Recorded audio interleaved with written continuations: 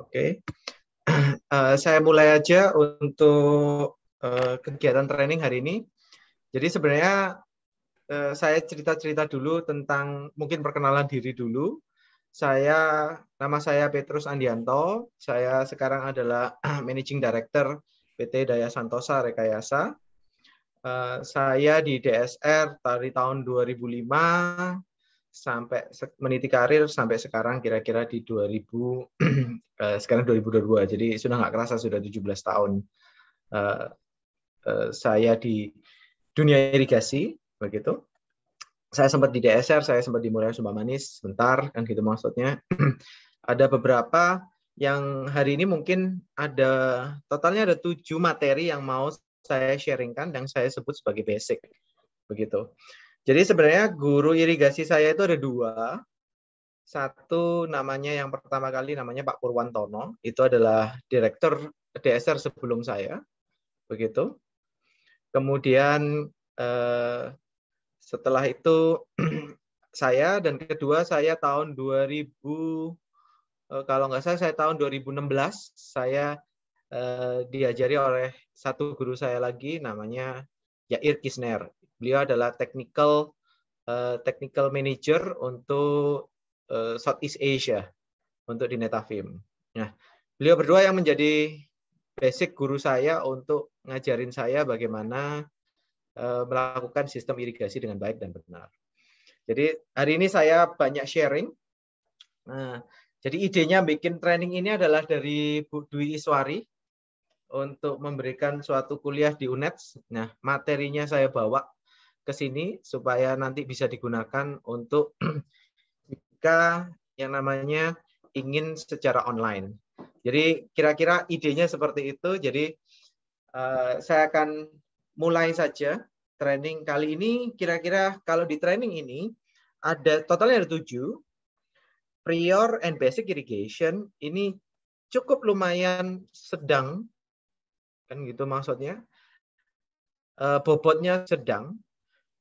Jadi ini kalau prior and basic irrigation ini adalah syarat fungsional pegawai tetap operasional di DSR.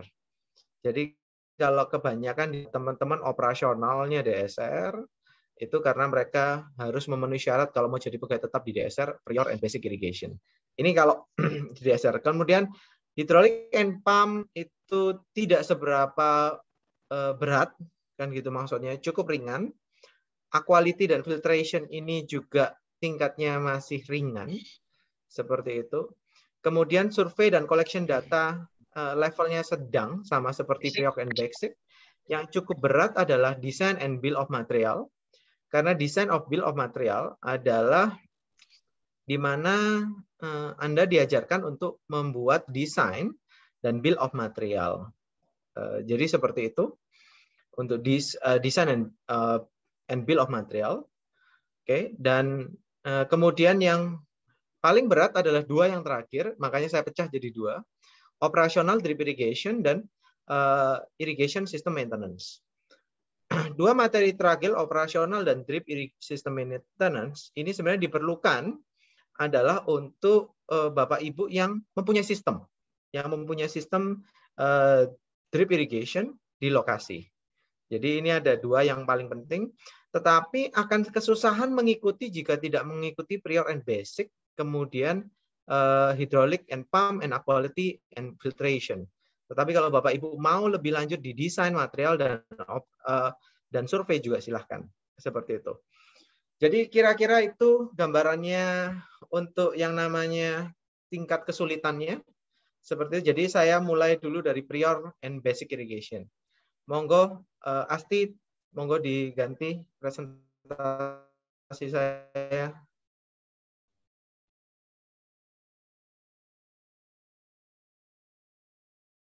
Ini tim-tim DSR sudah cukup banyak di sini, oke.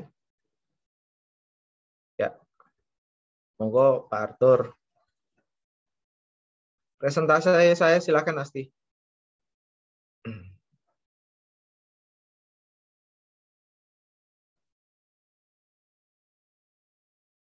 Oke. Oke. Oke, saya ganti view-nya. Oke, sebentar. Ya. Oke. Jadi sesi pertama ini sebenarnya 2 kali 45 menit. Saya mencoba untuk 2 kali 45 menit. Jadi rule-nya akan saya bacakan dulu untuk yang namanya materinya.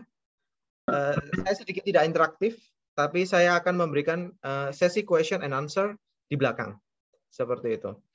Untuk menghemat bandwidth, saya akan matikan di video saya supaya enak untuk presentasi. Begitu ya.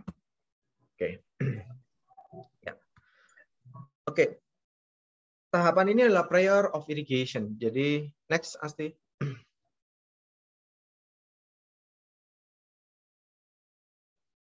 Jadi sistem yang dipakai itu adalah satuannya unit yang dipakai adalah metrik.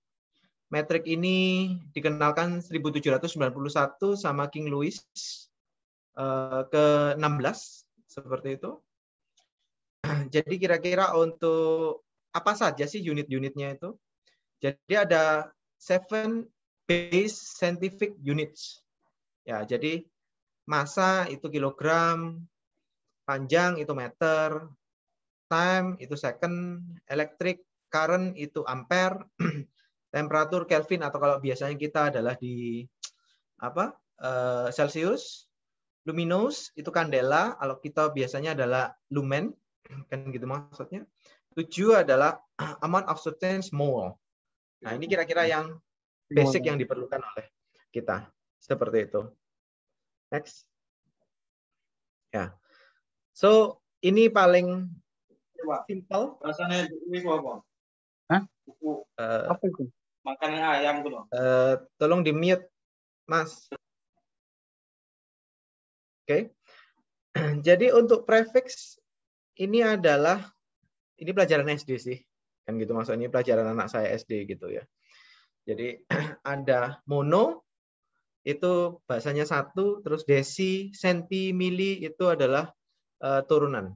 Seperti itu. Deka, hekta, kilo, mega, giga, tetra. Oke, jadi itu multiply-nya. Jadi dari fraksi dari unit. Jadi dimulai dari mono. Oke, kalau seperti deka itu 10 kalinya mono, hekta itu 100 kalinya mono. Jadi seperti itu. Oke. Jadi seperti itu. Next. Nah, sekarang suffix nih. Suffix itu apa sih? Suffix itu sebenarnya unit. Jadi saya selalu ngomong kalau orang di training pertama adalah prefix suffix. Jadi suffix itu adalah sebuah unit. Apa sih unitnya? Kalau di length itu milimeter, sentimeter, meter, kilometer, inch itu US, feet itu foot, kan gitu ya maksudnya. Oke. Untuk area itu ada milimeter persegi, sentimeter persegi, meter persegi. Oke. Kalau volume itu ada liter, meter kubik, galon. Galon ini banyak, ada US galon, yang paling banyak US galon. Oke. Jadi kalau 1 galon itu bukan 19 liter, tapi 3, sekian. Nah, ini sukanya Pak Tono karena gurunya beliau dari US. Seperti itu. Kemudian kalau time itu jam, menit, second, flow rate, liter per second, liter per jam, meter kubik per jam. Oke. Kalau yang merah-merah itu US. Weight, gram, kilogram, pressure, kilogram per sentimeter kuadrat. Kemudian kita ngomong bar, terus ada ngomong kPa, kilopascal. Seperti itu. Oke. Next. Oke. Nah, kita ngomong definisi dulu. Definisinya dari length atau sebutannya tandanya L. Itu meter, itu scientific unit. Nah, itu konversinya harus dilihat ya. Tadi harus digabungkan antara prefix dan suffixnya. 1 kilometer itu sama dengan 1000 meter. 1 meter itu sama dengan 10 desimeter. Nah, ini pelajaran SD ini. Kan gitu maksudnya. Area itu adalah luasan, biasanya dipakai untuk hektar. Ya, 1 meter persegi. Ya, itu berapa? Nah, seperti itu ya. Terus volume. Nah, volume ini akan paling banyak dipakai dalam sistem irigasi nantinya, ya. Jadi ini mohon, jadi hari ini pelajarannya banyaknya doktrinasi sebenarnya. Jadi ini pelajaran SD dan memang doktrin, karena ini aturan-aturan yang sudah dibakukan seperti itu. Oke, next. Nah, ya, measurement find the size of thing, length itu distance, area, volume, angle dan lain-lain. Ingat ya, tinggi, lebar itu termasuk length, kan gitu maksudnya. Jauh itu termasuk length, kan gitu ya. Tolong diperhatikan ini supaya nggak lupa, kan gitu maksudnya. Next. Nah, oke. Jadi ketika kita ngomong bahwa ini L itu one dimension, ya. Radius itu one dimension, diameter itu one dimension, ada satu. Area itu dua dimensi, volume itu tiga dimensi ya. Nah, ini ada beberapa formula nih, kan gitu ya maksudnya, yang harus ya circle itu PR kuadrat. Nah itu saya rasa semua orang tahu ya apa yang rumus-rumusnya seperti apa, seperti itu. Oke, next. Kalau volume seperti itu tadi. Time, ya. Ini biasanya saya kan time itu apa sih? Jadi time unit itu adalah dihitung dari satu putaran rotasi bumi, seperti itu. Nah, itu berapa bulan untuk mengelilingi satu lingkaran penuh, seperti itu. Oke, 1 tahun sama dengan 12 bulan. Bla bla bla, 1 month itu berapa hari, terus berapa weeks itu jadi days, 1 days jadi hours jadi minutes jadi seconds. Nah, itu ada yang di bold ya. 1 hours itu 60 minutes atau 3.600 seconds. Oke. Next. Mulai saya naikkan eskalasinya ya. Jadi sekarang saya ngomong velocity. Velocity itu adalah unit dari speed. Oke? Dari kecepatan, ya. Oke, rumusnya gampang, ya. Oke, V itu adalah yang namanya length dibagi T. Oke ya. Length panjang dibagi yang namanya waktu. Oke. Jadi kalau gitu satuannya adalah kilometer per jam, meter per menit, meter per second. Oke. Nah, ini prefix suffixnya harus dipakai ya. Nah, ini fungsinya prefix suffix harus dipakai. Next. Nah, ini accelerate. Accelerate itu percepatan. Oke. Oke. Percepatan itu dari velocity, dari kecepatan lagi, itu masih dibagi lagi dengan time-nya lagi. Oke, jadi jadinya adalah meter per second kuadrat. Oke, seperti itu. Next. Nah, saya ngomong sekarang gaya. Nah, ini sudah pelajaran SMP ya, SMP SMA. Seperti itu. Nah, gaya. Oke. Gaya itu adalah pada intinya 1 Newton itu setara dengan 100 gram. Oke. Setara dengan 100 gram yang ada di bumi. Seperti itu. Oke. Nah, formulanya itu adalah yang namanya massa dikali yang namanya accelerate. Oke. Seperti itu. Next. Nah, sekarang saya ngomong dulu definisi gaya gravitasi. Oke. Gravitasi itu yang membuat kita itu bisa berdiri. Kalau nggak ada gravitasi itu kita nggak bisa berdiri nih. Kan gitu maksudnya. Jadi itu adalah kekuatan attraction of between bodies and matter. Jadi adalah kekuatan tarik menarik. Seperti itu. Ya. Kalau menurut hukum Newton, untuk menemukan gaya gravitasi antara dua benda, Anda harus mengalihkan masanya dan membagi hasilnya dengan kuadrat dari jarak antara mereka. Oke, maksudnya gimana ya, Pak? Oke, next. Oke. Nah, ini weight and mass. Nah, kalau dulu ayah saya karena dulu guru fisika selalu bilang berat sama massa itu berbeda. Orang Indonesia yang agak kesusahan ketika kita ngomong seperti ini. Ya, kilogram itu adalah untuk massa. Ya, jadi setara dengan 1 kilogram setara dengan 10 Newton. Oke. Nah, berat adalah gaya yang diberikan pada suatu benda yang dipengaruhi oleh gravitasi. Oke. Nah, jadi massa antara orang di bulan dengan orang di bumi itu adalah sama. Tetapi jika Anda berangkat ke bulan, pasti berat Anda turun. Ya, karena gravitasinya lebih kecil. Seperti itu kira-kira. Oke. Jadi itu 1 ton sama dengan 1000 kilogram, 1 juta gram, 1 Newton itu 100 gram. Itu yang penting kira-kira. Next. Oke, sekarang kita ngomong specific gravity. Specific gravity adalah yang namanya berat jenis atau bahasanya mestinya seharusnya massa jenis, kan gitu maksudnya. Ya. Oke, adalah massa jenis itu adalah specific gravity gitu, kemudian adalah dari weight dibagi oleh volume. Makanya rumusnya adalah ton per meter kubik. Oke, seperti itu. Pak Petrus kok belajarnya basic banget? Iya, betul. Memang ketika saya pertama belajar ini memang basic sekali, karena sebenarnya saya nggak ngerti maksudnya di mana nih jalannya.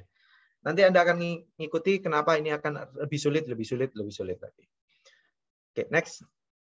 Nah, specific gravity itu yang satu itu water. Ya. Jadi artinya kalau yang namanya air itu dalam 1 kubik setara dengan berapa kilogram adalah 1000. Oke. Jadi itu adalah masing-masing adalah yang namanya dry soil itu berapa, compost itu kira-kira massa jenisnya berapa, gravel, concrete, wood, limestone, volcanic, sand, teflon, dan segala macam. Itu adalah berat jenis. Oke. Next ya. Nah, saya sekarang masuk ke tanaman. Nah, jadi setelah tadi saya memperkenalkan yang namanya prefix dan suffix, saya sekarang akan ngomong masuk ke tanaman. Oke. Saya akan lebih banyak maju dan mundur supaya Anda sedikit akan terulangi dengan apa yang saya sampaikan tadi. Oke. Nah, kita ngomong adalah crop water use atau kebutuhan harian tanaman. Itu tergantung dari beberapa faktor ya di open field. Next, klik satu. Precipitation. Precipitation ini adalah curah hujan per hari. Evaporation sama crop coefficient. Evaporasi per hari dan crop efficient. Oke.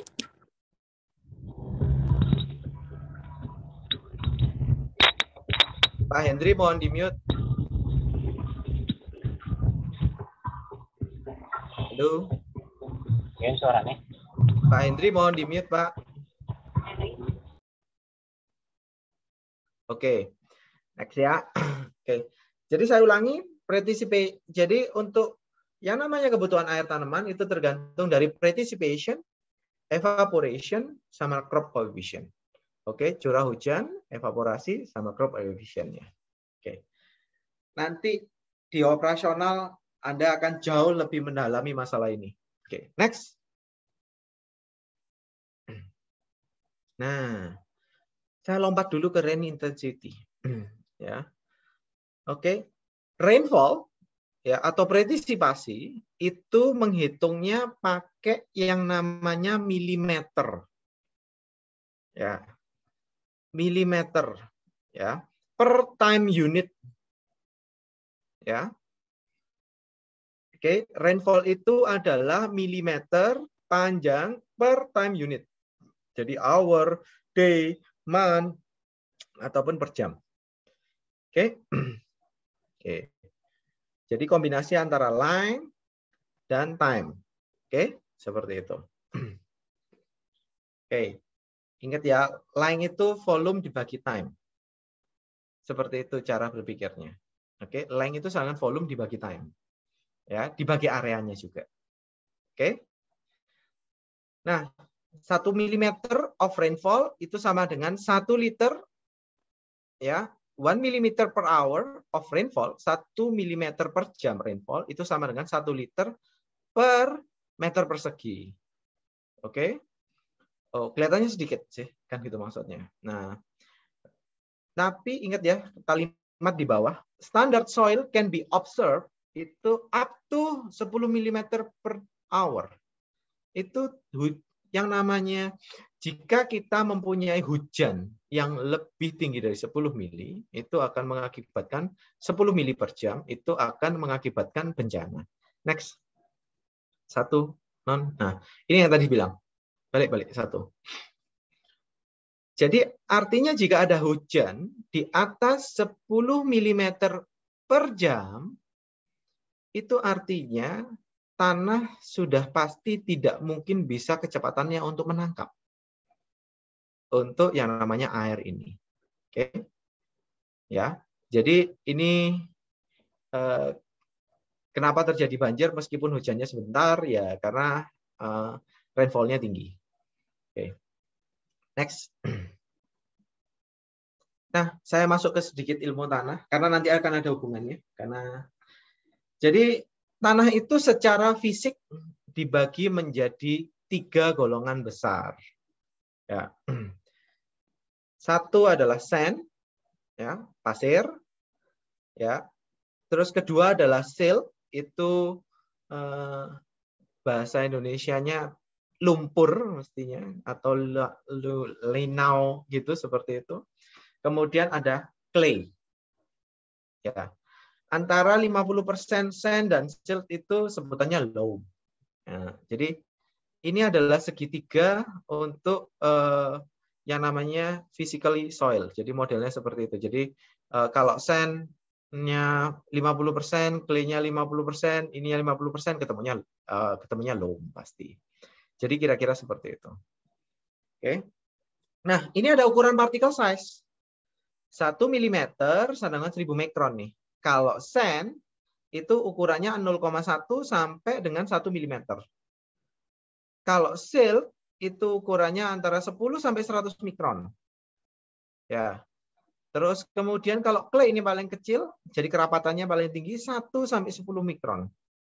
Ya. Jadi clay ini bisa mengembang ketika ada air dan kemudian akan mengering jika dry. Jadi itu akan menyebabkan pecah-pecah. Next. Nah, saya akan ngomong sekarang lebih ke dalam lagi adalah ini adalah yang tadi dibilang kebutuhan air tanaman itu dipengaruhi oleh retisipasi, kemudian transpirasi, evaporasi. Oke. Nah, apa sih yang menyebabkan itu adalah weather factors itu kenapa itu bisa terjadi adalah 1 temperatur, 2 adalah angin, ya, velocity dan arahnya, kemudian retisipasi yang tadi saya bilang, radiasi matahari, kelembapan, oke. 6 adalah marine or continental climate, kan gitu maksudnya. Jadi ada di gunung atau di pesisir pantai. Nomor 7 adalah lokasi Anda di longitude atau latitude di sebelah utara atau di sebelah selatan. Oke, sama 8. Itu kalender. Ya, Anda pada bulan apa ini? Seperti itu. Oke. Nah, itu nanti ini levelnya bukan basic, jadi saya cukup menjelaskan sampai segini. Kalau mau ada banyak di jurnal yang lainnya akan saya buatkan satu persatu nanti di web kami yang khusus untuk masalah knowledge. Next. Nah, saya jelaskan dulu evaporation. Ya, ini bahasanya kerennya penguapan gitu ya, evaporasi kan gitu maksudnya. Nah, ya tadi sama dengan milimeter per hari, liter per meter kubik per hari, per kuadrat per day, atau 10 meter kubik per hektar per day. Ya, itu satuannya. Oke. Ini evaporation pan. Nah, modelnya dari dulu ya seperti ini. Next. Nah, saya terus ngomong evapotranspirasi atau ET itu apa toh? Evapotranspirasi itu adalah gabungan antara evaporation dan transpiration. Ya. Nah, jadi itu ada gambarnya. Jadi yang menyebabkan yang namanya evaporasi itu selain angin, ada paling banyak adalah sinar matahari, ya. Kan gitu maksudnya. Jadi evaporation itu dari soil, transpiration from the leaf. Nah, seperti itu. Okay. Water move from the soil moist into the plant, roots through the plant, and finally out the leaf stomata.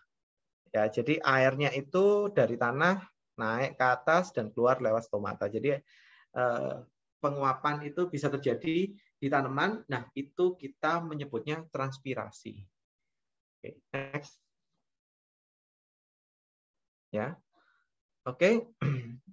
Nah, evapotranspirasi itu lebih banyak dikenal oleh kita adalah crop water use. Jadi kalau BMKG itu mengeluarkan ET, itu sebenarnya yang kebutuhannya orang-orang pertanian tuh, kan gitu ya maksudnya ya.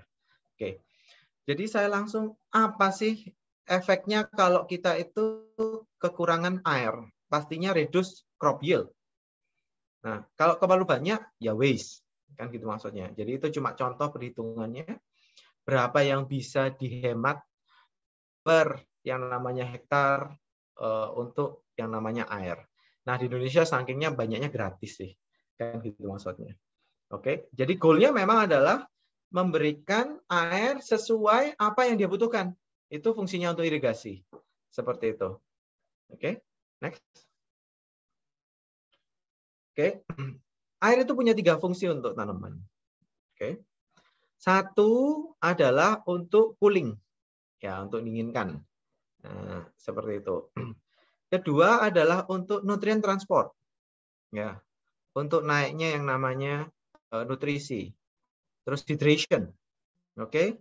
Jadi tetap yang namanya selnya tetap ada. Kenapa sih? Anda harus ingat kalau yang namanya air itu adalah 90% dari weight of the mouse crop adalah 90%. Ya, kelihatannya lebih tinggi dari manusia nih. Kan gitu maksudnya. Jadi ini kenapa kok begitu penting yang namanya air untuk yang namanya tanaman. Oke, karena dia mempunyai nilai 90% dari beratnya sebuah tanaman. Oke. Next. Terus ada yang namanya coefficient crop. Oke, tadi kan dibilang dengan dikalikan dengan coefficient crop. Coefficient crop itu tergantung oleh apa sih? Nomor 1, yang paling penting adalah kanopi. Ya. Nomor 2, itu adalah yang namanya jenis tanamannya atau pohonnya. Terus ketiga itu adalah fase stage-nya di mana. Jadi umurnya, ya, calendar age, berapa hari dia. Tapi ingat, ada psikologis age, kan gitu maksudnya. Kalau tanamannya stres ya nggak bisa seperti itu, ya. Terus habis itu kandungan organiknya, ukurannya, pada waktu vegetatif atau generatif, itu fase-fasenya. Ya, ingat setiap yang namanya tanaman yang berbeda, varietas yang berbeda itu akan mempengaruhi yang namanya coefficient crop. Oke, jadi kita tidak bisa yang namanya KC-nya di Amerika tanaman tomat dengan di Indonesia sama. Oh, nggak bisa. Kan gitu maksudnya. Itu pasti berbeda. Ya.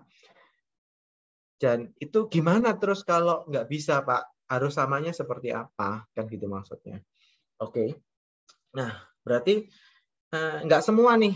Terutama ketika kita DSR nanam yang namanya stevia gitu. Akan kesulitan kasihnya berapa nih? Ada yang ngomong 0, berapa, ada yang ngomong 1,2. Seperti itu.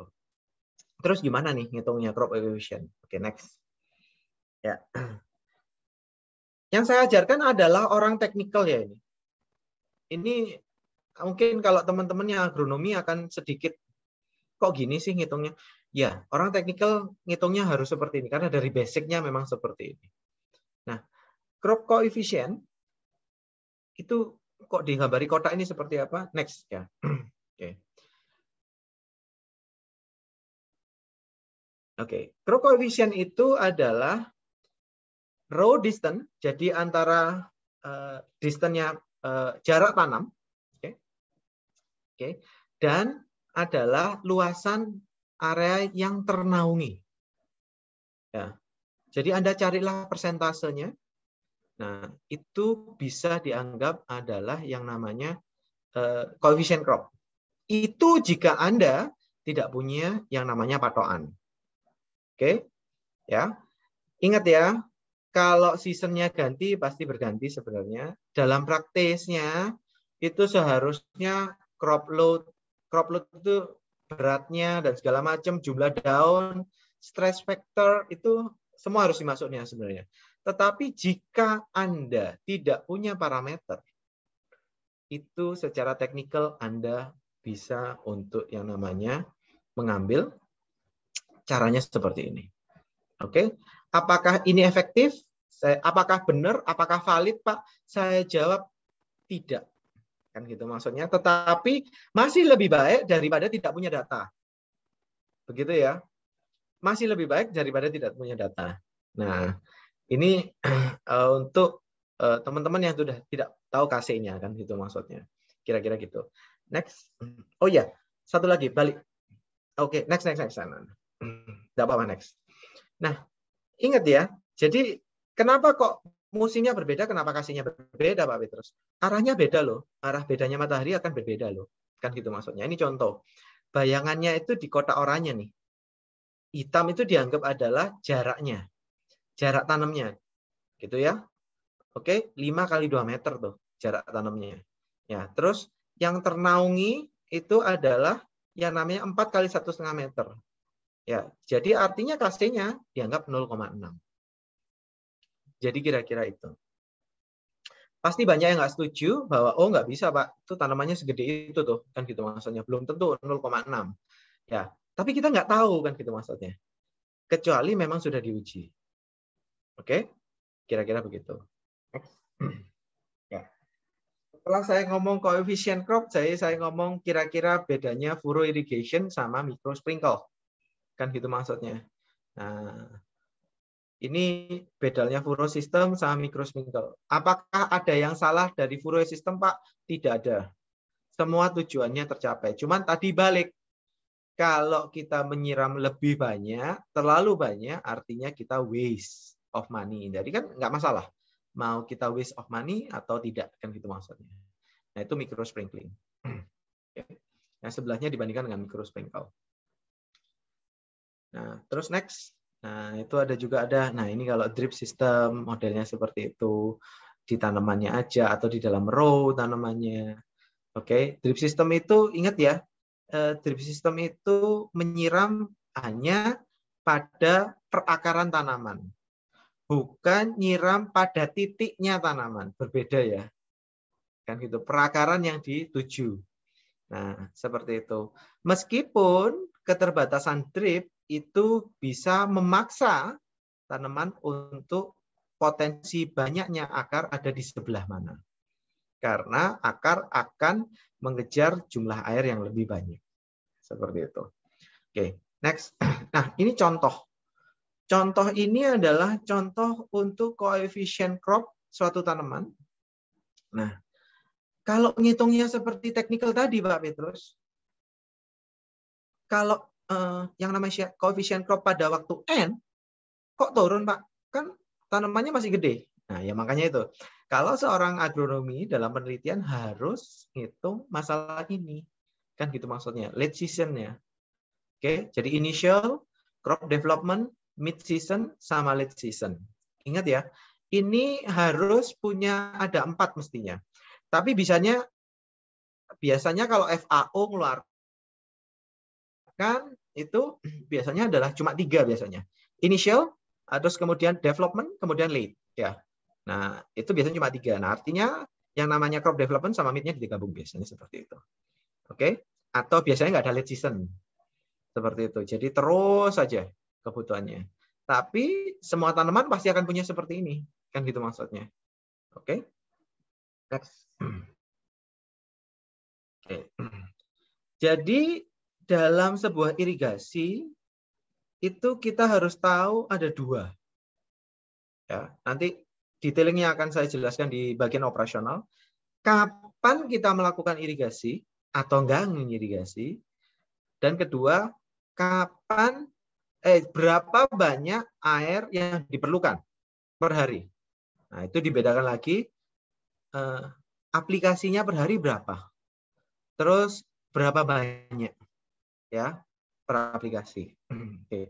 Jadi next, semua itu sebenarnya bisa diketahui sama plant condition ya, tensiometers, oke,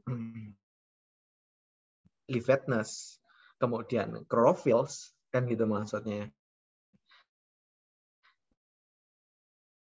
Nah, terus ada yang tanah belum masih ya. Oke.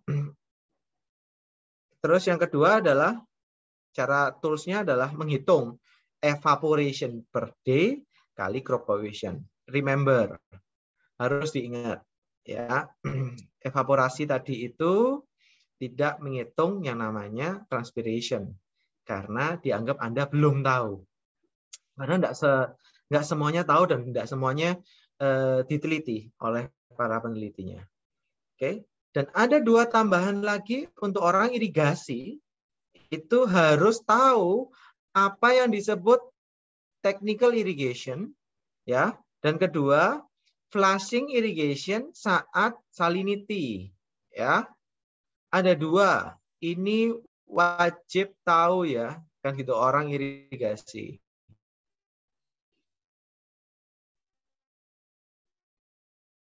Ya. Nanti detailing akan saya technical irrigation. What is technical irrigation? Kenapa Anda harus flushing irrigation ketika itu terjadi salinity? Oke, 2 hal ini akan dalam pelajaran selanjutnya. Kalau tidak terlalu lama. Next.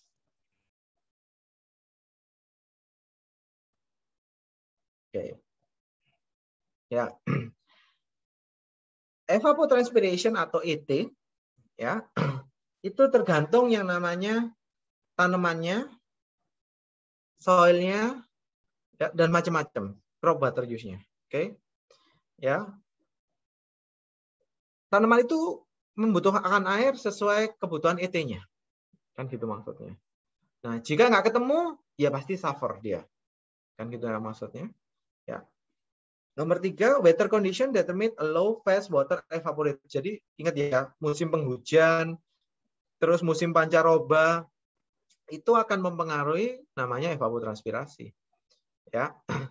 Nah, evapotranspirasi itu seharusnya diketahui datanya orang irigasi, jangan ngomong per bulan berapa. Jadi orang irigasi itu harus daily basis. Ya. Karena Anda decision of irrigation itu daily basis, not monthly basis or weekly basis. Jadi IT itu harus diketahui daily basis. Susah Pak carinya. Berarti saya setiap hari harus ke BMKB. If necessary. Kan gitu maksudnya. Jika diperlukan. Seperti itu. Nanti akan ada banyak penjelasannya di selanjutnya. Next. Oke. Nah, ini saya ajarkan kira-kira gimana calculating crop water consumption. Oke. Nah, gimana sih caranya? Jadi misalnya nih tanamannya pisang. Evaporasinya 6 mm per hari. Ya. Crop coefficient-nya 1,2. Tinggal dikalikan toh. ETO sama dengan ETC sama dengan ETO dikali KC. Nah, Pak, ini kan evaporation. Yes. Ingat ya tadi kan gitu maksudnya. Nggak semuanya tahu kan itu maksudnya. Seperti itu. Oke. Jadi water consumption-nya banana itu 7,2. Jangan tanya nanti, Pak, ini coefficient waktu apa? Initial atau waktu apa. Nah, ini adalah sebuah contoh seperti itu. Jadi kita harus tahu ini cara perhitungannya. Contoh kedua, cotton kan gitu maksudnya, atau kapas nih kan gitu maksudnya. Ini kebutuhannya 5,6. Kira-kira seperti itu. Oke, nggak tahu ini satunya di Israel, mungkin satunya di Indonesia atau gimana, kurang tahu saya. Seperti itu. Begitu. Oke, ini kira-kira adalah kebutuhan untuk yang namanya perhitungan evapotranspirasi. Oke, kebutuhan crop water consumption. Oke, atau disebut aja dengan ETC. Oke. Oke, next saya akan jelaskan ke lebih teknis untuk irrigation. Nah, ini biasanya adalah 10 slide ini adalah 10 sampai 20 slide ini adalah untuk teman-teman sales.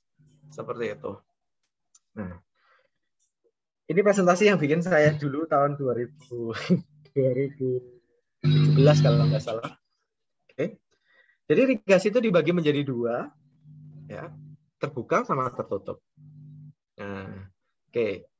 DSR itu atau sistem irigasi itu yang DSR lakukan itu adalah sistem irigasi tertutup. Kenapa? Satu, sebenarnya perhitungannya lebih mudah daripada terbuka. Terbuka itu jauh lebih sulit, ya, karena banyak faktor yang mempengaruhi. Kalau tertutup itu selain yang namanya mudah, terus lebih maju teknologinya, dan kedua keuntungannya adalah efisien, tepat sasaran, hemat waktu, hemat energi, investasinya sesuai hasil. Nah, jadi ketika ngomong Pak Petrus, mahal irigasi tertutup. Kalau dibandingkan dengan bikin sungai, atau yang dulu diinvestasikan yang namanya tidak ada sungainya, itu jauh akan lebih murah. Nah, kira-kira seperti itu. Next. Saya akan jelaskan tentang irigasi tertutup itu terdiri dari, kalau di kami menggolongkan menjadi 3. Sprinkle atau micro sprinkle. Oke, jadi terus spray. Nah, 2 ini kalau di kami sebutannya high flow, kan gitu. Kemudian atau tetes atau drip irrigation yang kami sebut micro di divisi kami. Oke, jadi ada 3 kalau dalam irigasi tertutup yang kami bedakan seperti itu. Ya, ada 3. Oke, next ya. Nah, saya ngomong dulu tentang sprinkle sama micro sprinkle nih, kan gitu maksudnya. Nah, ini gambarnya Pak Tono ini, jadi presentasinya Pak Tono ini. Jadi di sini apa sih komponen sistem irigasinya? Yang pasti harus ada pompa, kemudian pipa hisap, gate valve, sprinkle-nya, submain, mainline, dan gitu maksudnya ada lateralnya. Jadi ini kira-kira gambaran dari sistem irigasi sprinkle seperti itu. Nah, Pak Petrus, di mana yang namanya air valve? Di mana yang namanya di mana yang namanya pressure regulatornya, Pak? Sebenarnya ketika kita membuat sistem irigasi, tanpa itu semuanya, itu tetap sebagai sistem irigasi sprinkle. Bedanya cuma itu akan rata atau tidak rata. Oke?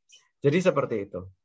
Oke, tapi sebutannya tetap irigasi sprinkle, kan gitu maksudnya. Jadi ketika ada orang, wah ini bukan sprinkle, irigasi sprinkle nih, kan gitu maksudnya, kelihatan sprinkle, sistem sprinkle yang jelek gitu. Enggak ada ya, tetap sprinkle. Seperti itu. Oke? Nah, jadi kenapa kok saya ngomong investasinya harus sesuai hasil? Jadi ketika designing sebuah sistem irigasi, itu kita tidak harus bisa nyocokkan dengan komoditinya, dengan yang namanya ekonomiknya, keekonomisannya. Nah, jadi apakah bisa seperti ini aja cukup? Cukup. And move, sprinkle, mau seperti apapun bisa. Nah, saya sebutkan dulu terus teks. Kira-kira sprinkle itu apaan sih? Kan itu maksudnya.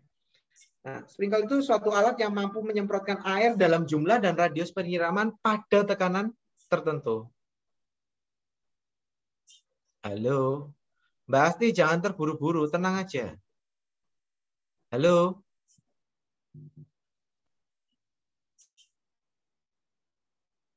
Balik, Mbak. Ya.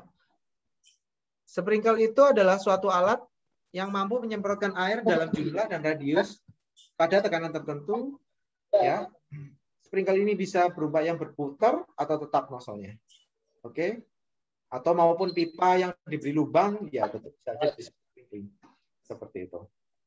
Oke. Untuk menjamin keseragaman penyiraman air, maka jarak antara sprinkle dan pipa lateral harus overlap ya pada diameter penyiramannya. Hal ini menanggulangi pengaruh angin.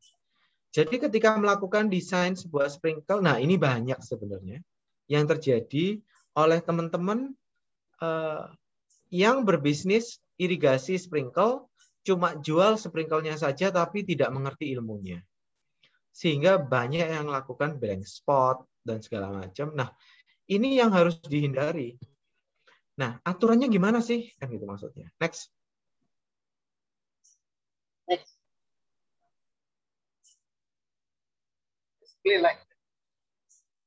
Ya.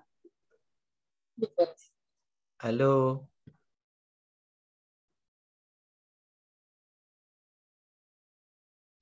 Spasi sprinkle ya. Spasi sprinkle itu kalau tidak ada angin, ya, itu sebenarnya harus 65%. Oke? Ya. Terus kalau kecepatan angin di bawah 8 km per jam, itu desainnya 50%. Kalau kecepatannya angin sampai 8 sampai 16, itu 50% dari diameternya. Ini dari diameter ya. Oke? Jadi kalau ketika kalian melakukan designing, nanti ketika ditanyain gitu ya, ini desainnya spasi lateralnya berapa nih? Oh, 10 meter, Pak. Kemudian, belum, Bu. Ya. Kemudian ketika ditanyain diameter sprinklenya berapa nih? 11. Oh, nggak boleh. Ya. Karena dianggap, karena pasti akan terjadi blank spot. Nah, hal-hal ini yang harus diperhatikan, kan gitu maksudnya. Nah, kecepatan anginnya, segala macam, itu harus diperhatikan. Itu dalam mendesain sebuah sprinkling irrigation. Jadi, ilmu ini yang sebenarnya saya mau berbagi. Kan gitu maksudnya.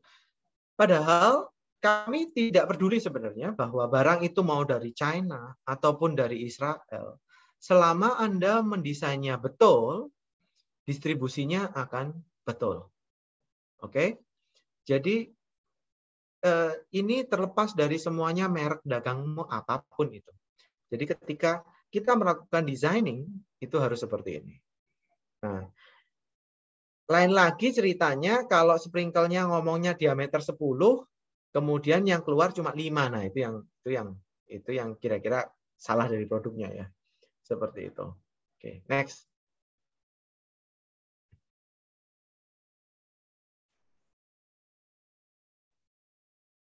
Oke, next.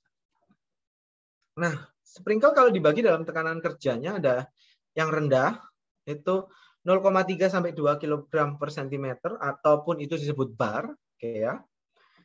Itu biasanya untuk sprinkle yang dipakai untuk tanaman citrus, under tree, segala macam. Nah, dan untuk teman-teman, biasanya kalau saya ngomong, untuk teman-teman petani aja deh.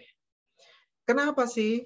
Karena teman-teman petani itu tidak punya pompa yang punya pressure-nya tinggi. Nah, sehingga ini bisa. Apakah itu disebut sprinkle dan bisa uniform? Bisa. Ya, asalkan desainnya benar. Oke. Ya. Next. Kemudian ada sprinkle lagi yang punya tekanannya sedang. Next. Nah, ini. Oke. 2 sampai 4 kg per cm kuadrat. Nah, itu biasanya diameter pembasahannya adalah sekitar 18 sampai 40 meter. Itu ada yang sprinkle bisa sampai segitu ya. Oke, ya partisipasinya segitu kira-kira. Oke, next. Next lagi. Ya, terus ada yang tinggi nih. Golongan bigan-bigan yang bigan-bigan itu modelnya seperti ini nih, tinggi nih, kan gitu maksudnya. Nanti ada satu lagi. Ya, partisipasi rate-nya sekitar 8 mm. Ya, biasanya untuk sawit, ya kan gitu maksudnya. Next lagi.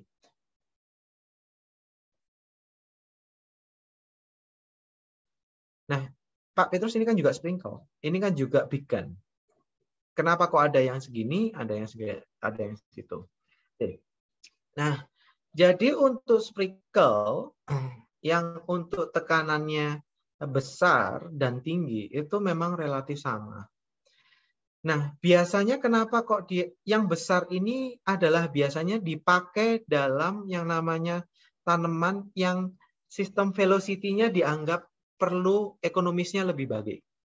Jadi tidak semua sprinkle itu bisa ditekan itu di atas yang namanya 5 bar. Kalau sprinkle yang tadi rendah ataupun sedang Anda tekan dengan 5 bar, dia akan banyak cepat menjadi rusak. Jadi bukan berarti bahwa sprinkle-nya jelek, tapi karena memang overspec. Seperti itu ya. Jadi bukan berarti itu sprinkle-nya jelek, karena memang Anda melakukannya dengan overspec. Jadi itu yang harus diperhatikan untuk yang namanya sprinkling.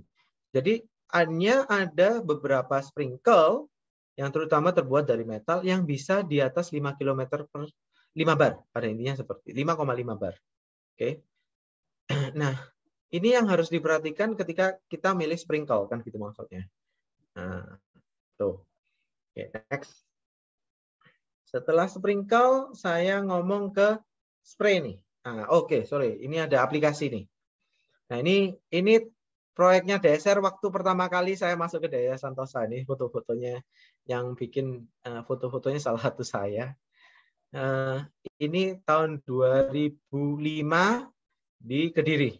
Nah, itu pakai dasarnya aplikasi Field Portable Gun System. Kan gitu maksudnya. Ya, ini pakai big gun. Tekanannya di situ kalau nggak salah 4 bar. Cumaan. Nah, gitu. Next.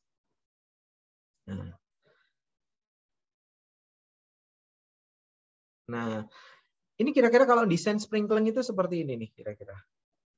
Nah, contoh-contoh desainnya. Jadi ada sprinkle 2 menyala, 2 standby. Nah, ini aplikasi Field Portable Gun System.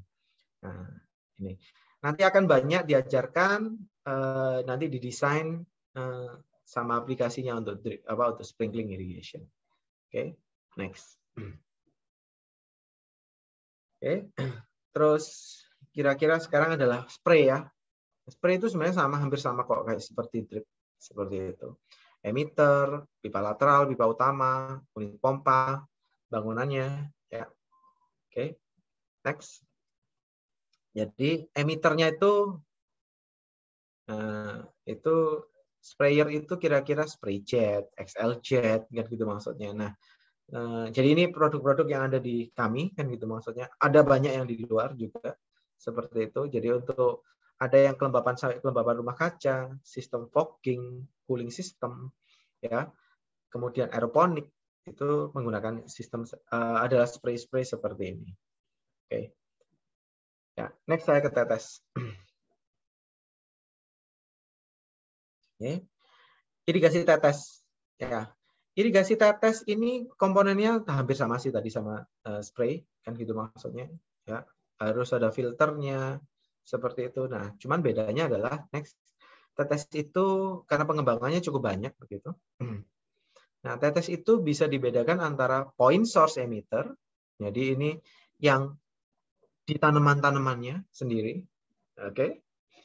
Ya. Terus sama satu lagi adalah berdasarkan lokasinya, emitter basannya lagi. Next. Ayo. Nah, ini line source emitter.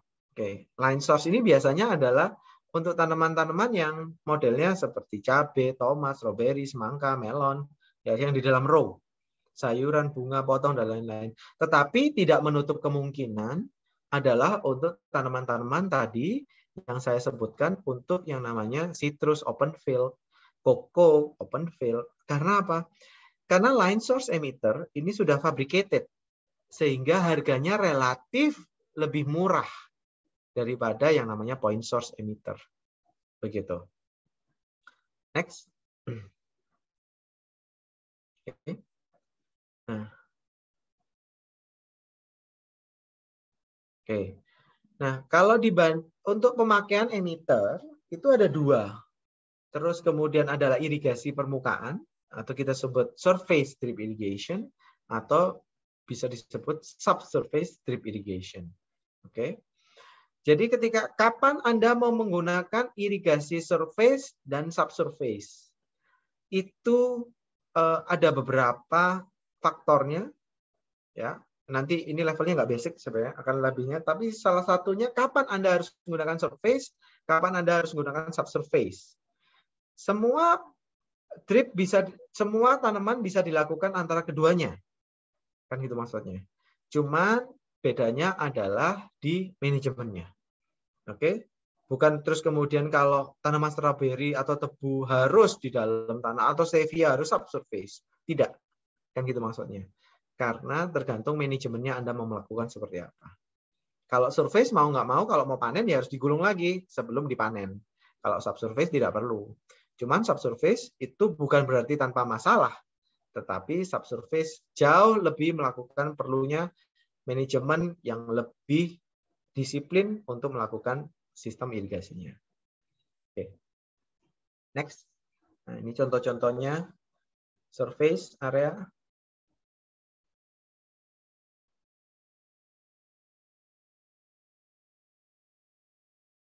Oke. Ini dalam greenhouse, pokoknya yang kelihatan dripnya di atas gitu ya, atau di dalam mulsa itu pun masih kita sebutnya surface karena posisinya masih di bawah, di atas tanah. Next. Nah. Subsurface ini biasanya dipakai paling banyak untuk tanaman beratun atau bisa dipanen berkali-kali. Nah, ini tahun 95 kalau nggak salah. Proyeknya Metafim di Gunung Madu Plantation. Oke. Next. Nah, ini modelnya sistem irigasi tetes. Oke. Kira-kira implementnya seperti ini saja. Oke. Nah, setelah ini saya akan mengajarkan ya, gimana sih yang namanya soil itu kalau di bawah drip irrigation, modelnya kayak apa sih? Kan itu maksudnya. Jadi saya akan lebih sedikit menekankan ke drip irrigation. Nah, ini adalah model shape-nya adalah untuk yang namanya ketika di dalam model tanah. Kalau heavy soil modelnya seperti itu. Kalau medium soil lebih meruncing ke bawah, apalagi light soil, dia akan langsung turun ke bawah. Seperti itu. Nah ini urusannya apa nih, Pak? Kan gitu maksudnya. Next.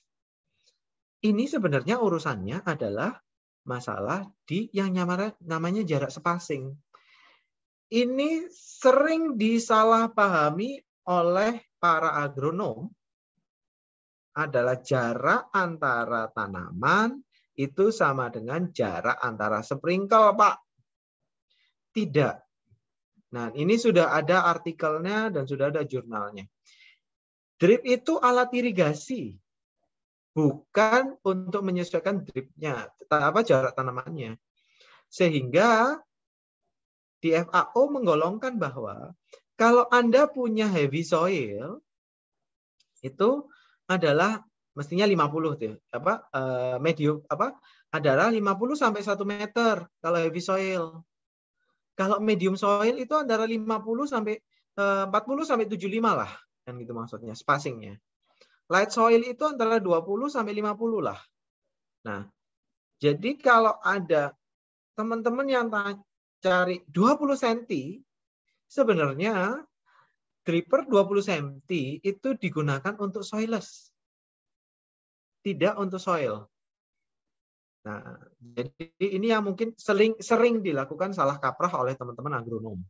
Kan gitu maksudnya. Dulu pertama saya juga kok. Kan gitu maksudnya.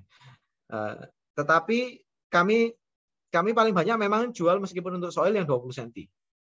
Dan 30 cm nih paling banyak. Kan gitu. Nggak peduli tanahnya heavy, nggak peduli tanahnya medium, nggak peduli tanah light. Nah, tapi ini ada teorinya semuanya. Kenapa harus 50 cm? Kan gitu maksudnya. Kenapa harus 70 cm? Kenapa harus 1 meter? Kan gitu maksudnya. Nah, ini lain lagi kalau Bapak Ibu melakukan sebuah penelitian ya. Kan gitu maksudnya. Itu berbeda lagi. Seperti itu. Oh, saya mau spacingnya modelnya seperti ini, customize. Bisa. Netafim bisa melakukan hal tersebut. Jadi bukan jadi sebuah masalah. Oke. Nah, sekarang yang penting, jadi mungkin ini ada 3 slide kami yang terpenting juga sama ke drip irrigation, adalah yang namanya next calculating emitter irrigation rate. Nah, ini sebenarnya pelajaran pertama ketika saya 2005 diajarkan oleh Pak Tono gitu ya maksudnya. Jadi semua alat irigasi itu punya irrigation rate namanya. Ya. Oke. Gimana sih carinya, Pak? Kan gitu maksudnya. Nah, carinya gampang kok. Kan gitu maksudnya. Adalah flow-nya, oke, itu jadi flow-nya terus dibagi dengan yang namanya adalah jarak, luasannya, yang jaraknya antara emitter ke emitter. Oke, seperti itu. Contoh, kapasitas emiternya adalah 256 liter per jam. Ya, emitter areanya adalah 64 meter persegi. Itu mestinya 8 meter kali 8 meter ya, bukan 8 meter persegi kali 8 meter persegi itu. Mestinya 8 meter kali 8 meter, sehingga jadilah irrigation rate-nya 256 dibagi dengan 64 sehingga menjadi 4 liter per jam per meter persegi. Atau 4 milimeter per jam. Oke, karena liter per meter persegi itu sama dengan milimeter. Oke, jadi itulah caranya mencari irrigation rate. Oke, next. Nah, setelah cari irrigation rate ngapain nih, Pak? Nah, sekarang cari yang namanya shift atau durasi. Ya, oke. Durasinya mau berapa lama ini disirami pakai emiternya itu.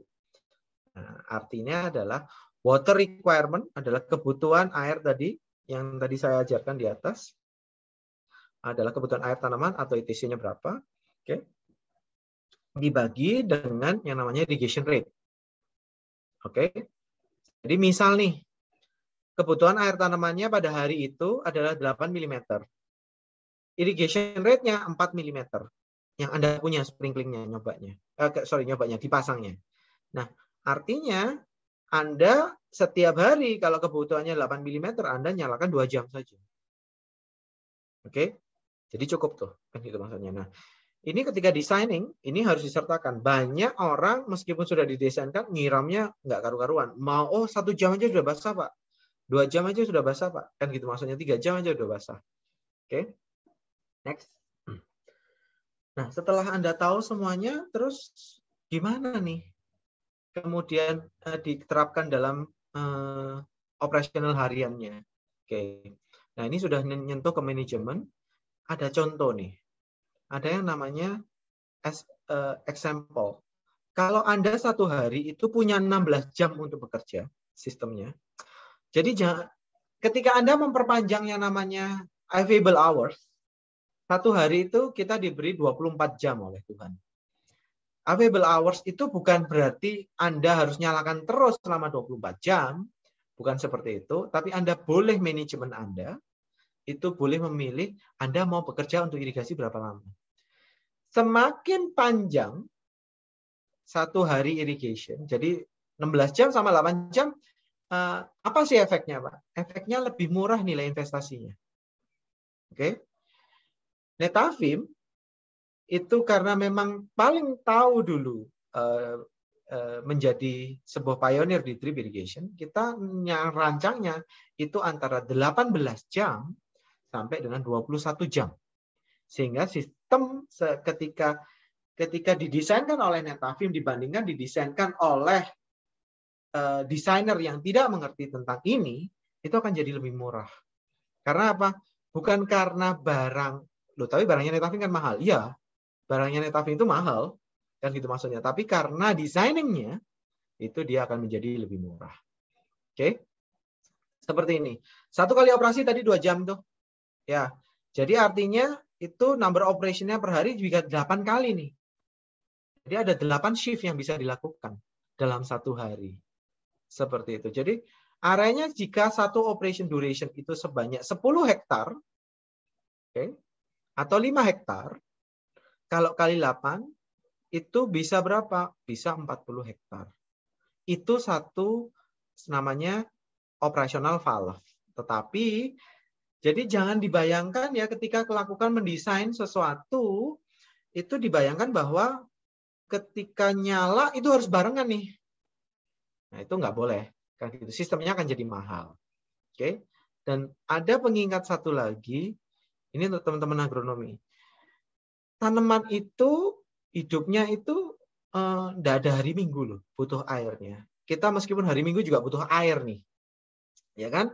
Nah, jangan lupa, jangan ngomong, Pak, kita Sabtu Minggu libur ini, Pak. Jadi kita juga nggak siram. Wah, nggak boleh tuh. Kan gitu maksudnya. Nah, ya. Based on 7 days irrigation per week. Nah, terus gimana Pak Petrus? Masa Sabtu sama Minggu kerja? No. Artinya Anda bisa bermain di perhitungan irigasinya tadi. Ya, oke. Kalau Anda ngitungnya tadi cuma dikali 1 nyiramnya, ya sudah, ya cuma 1 saja. Kan gitu maksudnya. Oke. Jadi setiap hari Anda harus siram. Oh, artinya kalau saya Sabtu Minggu harus libur, berarti saya harus nyiramnya di hari apa, kemudian saya harus nyiram lagi di hari apa. Nah, itu akan saya ajarkan di operational system drip irrigation nantinya di sesi yang berikutnya. Jadi kira-kira sudah habis ya, Asti ya. Jadi kira-kira itu untuk sesi pertama. Mohon maaf kalau sedikit membosankan dari awal. Dan yang terakhir, saya kira-kira question and answer ya. Kita masih punya sekitar waktunya 55 menit. Jika ada yang mau bertanya, silakan. Monggo, saya buka. Oke, langsung aja Mas Arif TV. Tuh, coba ini. Ini saya bacain ya, coba. Ya. Perkenalkan Pak, saya Arif. Apa tidak masalah Pak seandainya untuk lateral di spasi 50 cm untuk jarak 20 cm? Mohon dijelaskan. Jadi Mas Arif pada intinya memilih spasi itu bukan dari yang namanya jarak tanaman, tapi dari jenis tanahnya.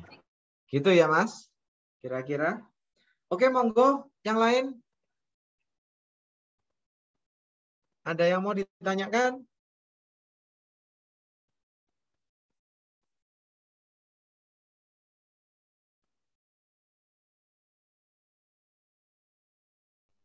Mungkin dari Bapak Ibu dosen atau dari teman-teman dari Mars atau teman-teman dari Agrinas.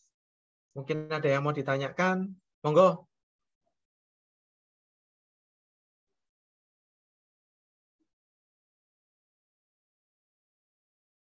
Ada? Atau dari anak-anak DSR silakan, ada yang mau sales atau dari adik-adik magang, mahasiswa silakan. Kalau mau bertanya silakan. Saya open. Jadi pelajaran ini saya anggap cukup berat, sedang levelnya. Karena pada intinya Anda harus semuanya hafal. Konsepnya mungkin ketika tadi, oh iya, bukan karena spacing ya. Bukan karena tadi pertanyaan Mas Arif kan masalah spacing nih. Enggak, bukan karena spacing, tapi karena jenis tanah. Pak Petrus boleh nggak kalau disesuaikan jarak spacing? Jasanya terserah. Kan gitu maksudnya. Karena itu akan jadi pilihan dan itu akan jadi harganya lebih mahal. Seperti itu. Mungkin ada yang mau ditanyakan? Oke, dari Pak Cahyo. Bagaimana cara menjamin keseragaman air yang keluar dari setiap emitter dari hulu sampai hilir, Pak? Oke, nice. Jadi begini, Pak. Dari ini akan ada hubungannya nanti sama desain, kan gitu maksudnya. Akan saya jawab sekarang. Ada dua. Satu, desainnya harus benar, kan gitu maksudnya. Pak Petrus, tapi akan susah kalau areanya naik turun nih. Mau didesain seperti apa saja, tetap airnya susah nih untuk naik turunnya. Kalau areanya naik turun. Ada satu jenis dripper, memang saya tidak jelaskan Pak karena bukan waktunya kan gitu maksudnya. Ada yang namanya pressure compensated dripper. Kalau dripper yang ada sekarang itu namanya integral dripper. Ada sistem yang namanya pressure compensated dripper, Pak. Pressure compensated dripper itu akan menjamin keseragaman dari pressure 0, punya Netafim ya Pak, 0,5 sampai dengan 2,5 bar. Airnya keluarnya sama. Nah, di situ di setiap emitter itu dilengkapi dengan membran. Fungsinya seperti apa? Seperti valve. Ketika tekanannya besar, dia menutupnya lebih banyak. Ketika tekanannya lebih tekanannya lebih kecil, dia akan membuka lebih banyak sehingga jumlah air yang keluar meski di antara hulu dan hilir itu akan relatif sama. Pak Petrus, apakah bisa pakai desain? Bisa, Pak.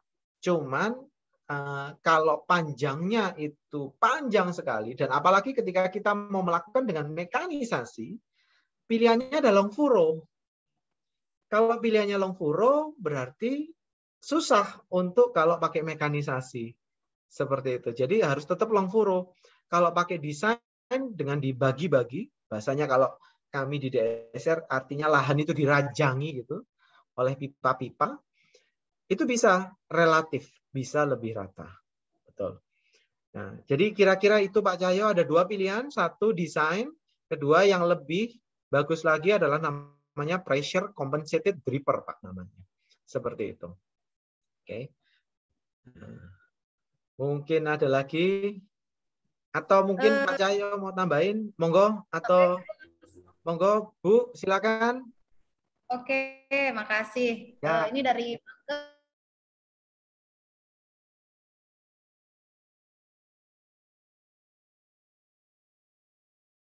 yang kami mau tanyakan, misalnya ada lahan atau areal kurang lebih 1 hektar, terus kemudian dalam 1 hektar tanah tersebut atau areal tersebut mempunyai beragam kondisi tanah atau tekstur tanah. Contoh misalnya ada beberapa bagian yang tanahnya agak lempung, terus kemudian satu bagian lagi ya acak lah, random. Betul. Kemudian di bagian lain berpasir. Kira-kira gimana solusi atau cara menyiasati dari sistem pemasangan lateralnya atau pemasangan drip irrigation-nya, kemudian adakah clue atau kira-kira adakah saran-saran dari Pak Petrus untuk menyiasati hal tersebut, karena ada beberapa studi kasus di Pangkep yang kurang lebih seperti Baik, itu. Bu. Memang terjadi Bu di hampir semua proyek kami seperti itu. Jadi memang ini benar-benar harus ketika orang melakukan designing itu sebenarnya memang benar-benar harus survei gitu ya. Jadi begini, Bu. Apa yang harus dilakukan ketika kita melakukan designing seperti itu? Ketika kita menemukan tanah dengan berbagai yang namanya model, itu kita cari yang average paling besar seperti itu, Bu. Ya. Yang misalnya banyak yang ada yang secreted gitu ya. 60% clay. Terus ada yang berat, ada yang ringan, ada yang sedang seperti itu. Nah, itu berapa persen nih posisinya? Nah, itulah yang kita bikin. Ada satu metode seperti itu. Ketika dia sebuah riset, Bu. Misalnya Ibu kan di research center gitu ya. Kalau saya pilihannya adalah yang paling light. Misal nih, tanahnya Ibu ada yang heavy clay, kemudian ada yang light. Pilihannya seorang research center adalah yang light tanahnya. Karena ini research center nih, Bu. Karena sedikit banyak economic scale-nya akan berkurang begitu ya. Karena prioritasnya adalah untuk riset. Jadi kalau saya usulkan ke Ibu adalah pilih di mana yang jenis tanahnya paling ringan nih. Nah, misalnya spacing-nya bisa 40. Oke, semuanya 40. Meskipun dia heavy, nggak apa-apa Bu 40. Cuman dia akan lebih boros. Jadi problemnya bukan salah atau benar, tadi saya ngomong, tapi dia jadi lebih boros. Seperti itu. Itu akan ngefek terhadap yang namanya nanti pipanya Ibu. Pipanya jadi lebih besar. Kan gitu ya maksudnya. Pipanya jadi lebih besar. Jadi economic skill-nya akan susah tercapai. Jadi sistem dengan irigasi itu light, kan gitu maksudnya tanahnya yang ringan, itu akan sedikit lebih mahal daripada yang heavy memang. Kira-kira seperti itu, Bu. Semoga bisa menjawab. Satu, ini saya lanjut ya. Ada Pak Prayogo tanya, apakah sumber air kurang bagus dapat di aplikasi irigasi drip?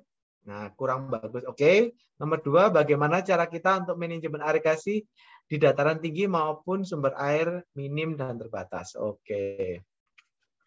Satu adalah sumber air yang kurang bagus. Drip itu musuhnya adalah kalsium. Ya. Musuh drip itu musuhnya adalah kalsium. Kan gitu maksudnya. Jadi Anda harus benar-benar berhati-hati dengan kalsium. Ferot juga kan gitu. Tapi nomor 1 kalau di Indonesia adalah kalsium. Nah, apakah bisa? Bisa. Cuman water treatment-nya harus dilakukan. Kan gitu maksudnya ya. Jadi kalsium itu kan terlarut dalam air sehingga harus yang namanya kalau bahasanya di conditioner. Seperti itu. Nah, sekarang ada electric conditioner system. Kalau di kami, kalau sampai seperti itu ada yang namanya Aqua 4D yang kita sedang yang namanya jajaki dan kita tes seperti itu untuk bisa lebih yang namanya mentreatment air. Itu kira-kira. Kalau yang kedua, bagaimana cara kita manajemen irigasi di dataran tinggi maupun sumber air minim dan terbatas. Oke. Jadi gini, daya santosa itu ataupun kita manusia ini hanya bisa ketika kita ngomong, Pak, saya itu cuma punya air, kira-kira cuma sekitar 10 kubik, Pak. Satu hari ini. Oke. Saya punya air, saya punya lahan itu 10 hektar, Pak. Bisa nggak? Saya jawab sudah nggak bisa. Saya jawab pasti nggak bisa. Satu hari seperti itu, kebutuhan air tanamannya pasti di atas itu. Ingat ya tadi, kebutuhan 10 kubik itu hanya bisa untuk 1 milimeter per hari tuh. Nah, gitu ya. Jadi artinya, apakah ada tanaman yang butuhnya hanya 1 milimeter per hari? Saya agak meragukan hal tersebut. Jika ada tanaman yang bisa bertahan dengan 1 milimeter. Jadi itu kira-kira. Tapi mungkin ada cara lain untuk yang namanya ngambil air. Yang paling ekstrim dilakukan adalah ngambil air dari kalau di dataran tinggi pakai yang namanya perangkap embun namanya. Nah, jadi dia memang merangkap embun kemudian disalurkan ke dalam tangki atau pakai water yang namanya storage manajemennya. Seperti itu. Jadi dia harus di storage dulu. Itu biasanya dilakukan dan kalau di Muriamu Sumba Manis yang dilakukan adalah ketika waktu hujan itu pumping air dulu ke atas ke reservoir kemudian digunakan waktu kemarau. Seperti itu. Oke, kira-kira gitu. Ada lagi Pak Arthur mungkin atau Pak Dewa ini buka open mic. Mungkin ada yang mau ditanyakan? Ya, saya menyambung sedikit Pak Direktur. Monggo. Jadi tadi kalau Pak Cahyo bilang, menanyakan dari hulu sampai hilir, itu artinya ada jarak ya Pak ya? Yap. Yang paling pendek atau paling panjang itu berapa Pak kira-kira? Itu yang pertama ya Pak ya? Oke. Saya banyak Pak kalau namanya dosen cuma ngajar aja itu teoritis Pak. Baik. Tapi ternyata banyak Pak pertanyaan yang menumpuk nih di kepala saya ini. Bila kita punya tanaman multi apa ya Pak namanya itu bersamaan itu Pak? Bersamaan ya Pak ya. Oke, multiculture. Iya. Yang kedalamannya beda ya dengan antara tanaman tumpang sari ya. Tanaman pokok dan tanaman selanya Pak. Baik. Ya, mungkin sementara itu dulu Pak. Oke. Ada 2 pertanyaan nih. Pertanyaannya bagus. Memang yang ditanyakan kalau para dosen-dosen sama research center ini melebihi dari apa yang masih saya ajarkan gitu ya. Jadi satu, Pak, ini ya. Kalau Pak Petrus jaraknya yang paling panjang kalau mau turun itu bisa berapa meter nih jaraknya Pak Petrus? Yang DSR pernah lakukan dengan diameter 16 mili, Pak, pipanya itu mencapai 200 meter. Jadi sudah long furrow. Jadi 200 meter flow. Semuanya dari titik pipa PVC sampai dengan ujungnya itu 200 meter. Nah, seperti itu. Jika di tempat di luar negeri, jika itu menggunakan pipa 20 mili, itu bisa sampai 350 meter, Pak, row-nya panjangnya. Ya, jadi itu semoga menjawab Bapak. Panjangnya row, satu row itu panjangnya kalau di Indonesia itu paling cuma 20 meter, 30 meter, kemudian diputus bedengannya, kemudian mulai lagi, kan gitu ya maksudnya. Tidak perlu seperti itu. Panjang 200 meter terus ada tanamannya bisa. Nah, itu biasanya desainnya untuk mekanisasi, Pak. Seperti itu. Nah, drip dengan mechanization.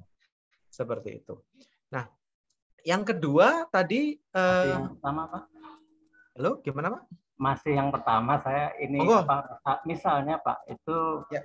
Tadi bisa panjangnya 200 sampai 350 itu kalau dibelok-belokkan bisa ya Pak ya?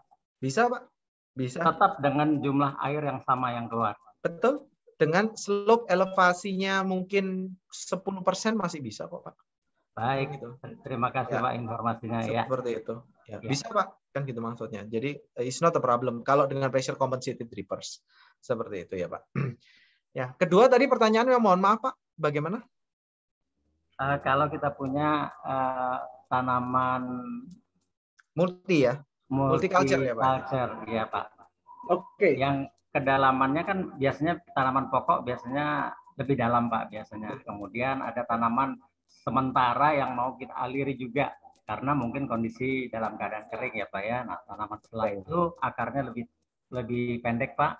Nah ini kalau kita mau jadikan satu, bisa apa tidak atau harus dengan jalur yang lain, Pak? Terima kasih. Oke, baik Pak. Nice question. Nah, ini memang sebenarnya ada di operasional Pak nanti penjelasannya.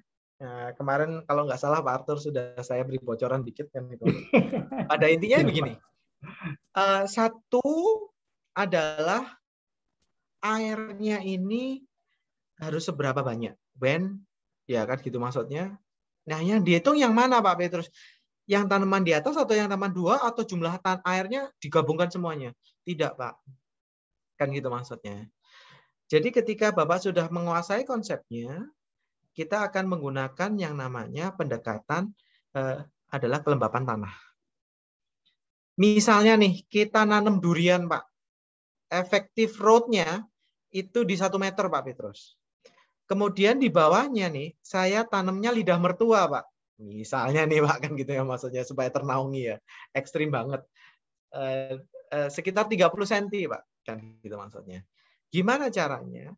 Jadi kita harus ngetes kelembapan tanah itu di 1 meter dan di yang namanya 20 cm, Pak. Kita harus melakukan uji coba untuk seperti itu. Supaya kita tahu jumlah air yang kita masukkan. Banyaknya jumlah air tetap harus pakai cara ETC, Pak. Seperti itu. Karena posisinya yang akan diserap tanamannya adalah yang namanya hampir sama. Kan gitu maksudnya. Tapi pendekatan utamanya itu adalah di yang namanya kelembapan tanah. Seperti itu. Nah, Pak Petrus ketika ETC itu tidak mumpuni, Pak. Untuk kita sudah hitung nih Pak, seharusnya seperti ini. Bagaimana? Otomatis Pak, kelembapan tanah menjadi parameter utama. Seperti itu.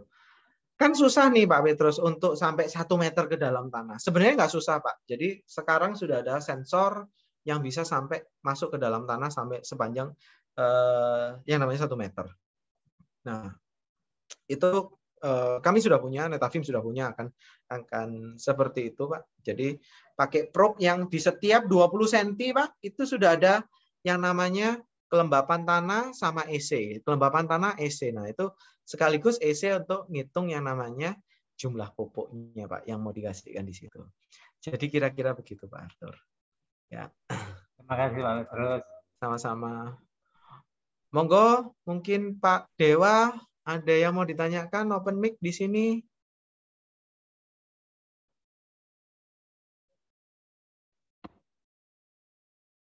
Atau ada yang lain? Agus, boleh Gus tanya. Evan boleh. Bu Sari boleh. Hendri boleh. Kalau ada yang mau tanya, kan gitu maksudnya. Atau Pak Tono mungkin mau tanya sama saya. Oh, Bu Dwi. Monggo, Bu. Monggo, monggo. Terkait vertigasi kan akan masuk ke dalam aliran air tadi. Apakah nanti pada saat paling ujung itu ternyata terjadi tanggapan? Bagaimana demikian? Mohon diulangi Bu, karena suaranya tadi echoing. Halo, Bu Dwi?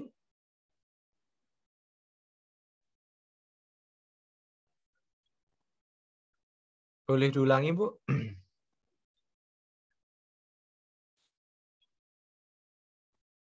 Atau saya jawab ya?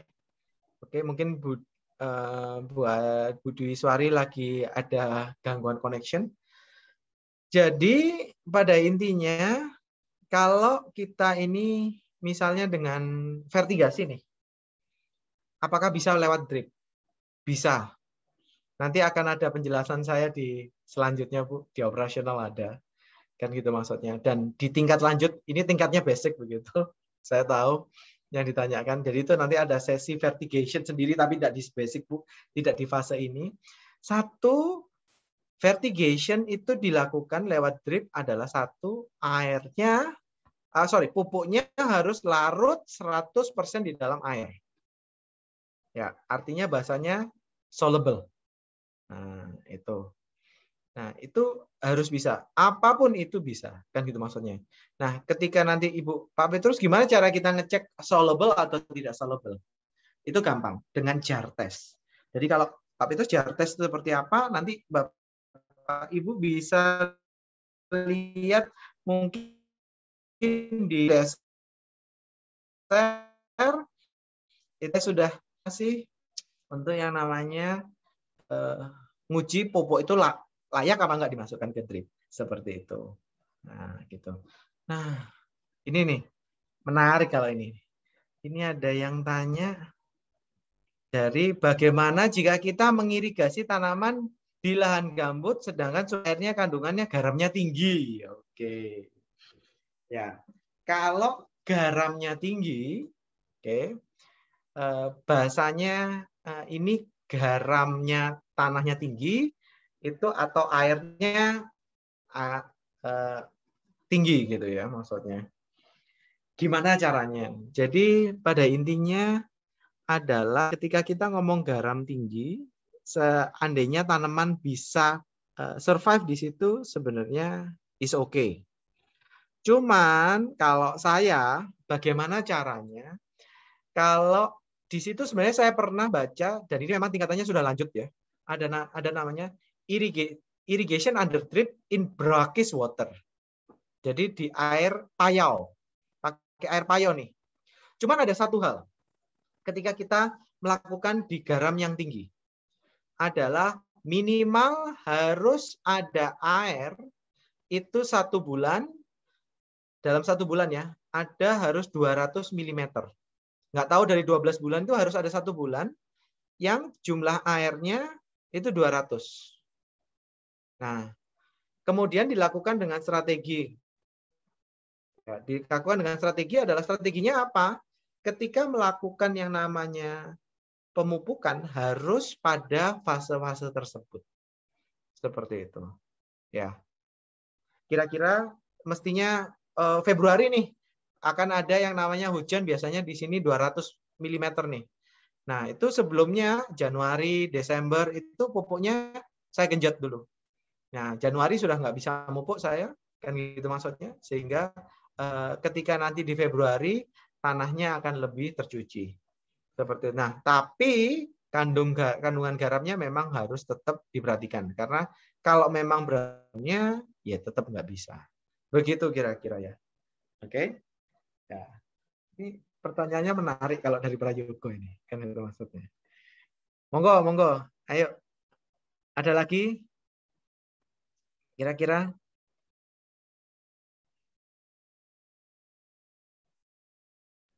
Pak Petrus, Monggo, monggo Bu. mohon maaf, boleh diulang tadi di YouTube apa tadi untuk mengetahui layak tidaknya sebuah pupuk bisa dialirkan ke dalam. Oke. Jadi apa namanya Pak? Saya lagi nyari. Oke Bu. Jadi ada namanya jar test Bu. JAR.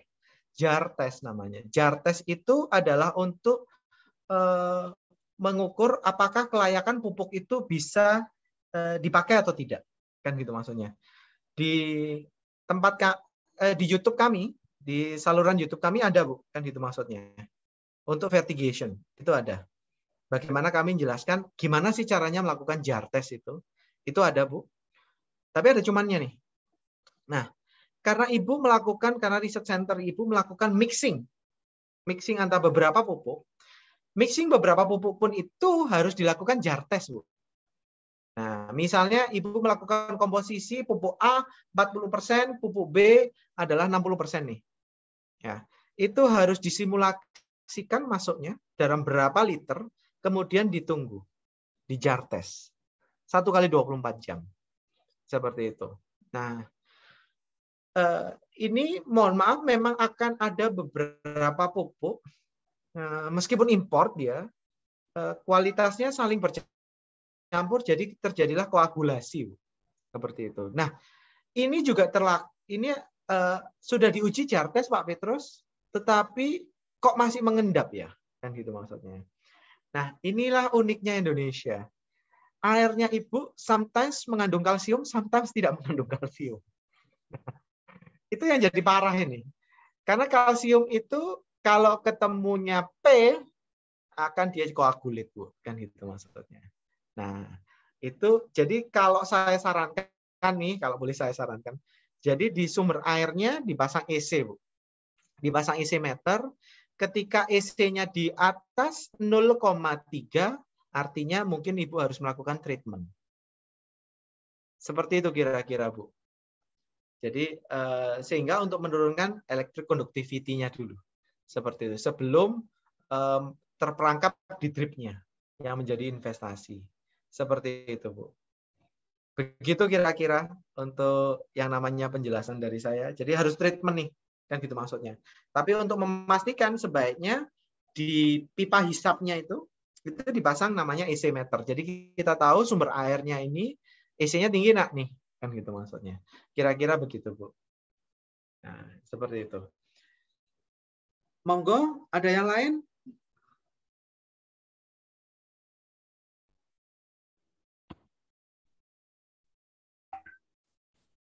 Kalau belum ada, saya lagi, Pak. Boleh, Pak. Boleh, boleh, Pak. Saya punya ini calon pensiunan nih, Pak. Boleh, monggo. Pak Petrus ini untuk calon pensiunan nih kalau di rumah ini. Ya, apakah manakah yang lebih baik, misalnya pakai hidroponik ataukah pakai irigasi tetes, Pak? Kalau rumahnya ini kan terbagi dua, Pak. Jadi ada halaman depan, ada halaman belakang, Pak. Kalau untuk hidroponik kan jelas harus dibangun ini Pak, apa namanya, perangkatnya baik di dua bagian itu, kemudian ada sumbernya Pak satu saja. Oke. Begitu juga kalau yang irigasi tetes. Nah, kira-kira Pak, kalau untuk tanaman sayuran, tanaman apalah yang mungkin seperti hortikultura yang mudah-mudah aja Pak, tomat apa cabai gitu, kira-kira pemilihannya bagaimana ya Pak? Kalau boleh tanya Pak, ini mau greenhouse atau mau open? Kelihatannya open, Pak. Oke. Jadi karena Bapak melakukan pakai open, kalau saya sebenarnya satu itu sebenarnya bukan dari irigasinya Pak, tapi pemilihan komoditi ya. Tapi saya yakin Pak Abdul lebih tahu dari saya. Ya. Jadi kalau saya Pak pakai drip irrigation atau pakai yang namanya NFT, kan gitu ya maksudnya. Karena kelihatannya kalau hidroponik mungkin drip juga termasuk hidroponik nih, kan gitu maksudnya. Kalau dibandingkan dengan NFT itu saya lebih milih, lebih gampang nih Pak, lebih gampang yang namanya drip irrigation. Cuman ketika kita sudah mikir efisiensi, kan gitu maksudnya, itu mungkin adalah yang circulated Pak. Nah, kalau drip dilakukan circulated, itu mahal jadinya. Karena apa? Harus tertreatment dulu. Harus ditreatment dulu. Jadi kalau mau circulated, boleh pakai sistem hidroponik yang lain. NFT, kemudian atau deep flow, DFT, deep flow teknik. Nah, ataupun pakai F-flow. Seperti itu. Jadi kalau menurut saya seperti itu, Pak. Mana yang lebih disarankan kalau saya sih untuk pertama, mungkin jika Bapak ingin nyoba itu drip irrigation. Kan gitu maksudnya. Ya, cuman Pak, kalau untuk mau NFT juga boleh. Kan gitu maksudnya. Begitu Pak kira-kira. Ya, ini sambil belajar terus nih Pak.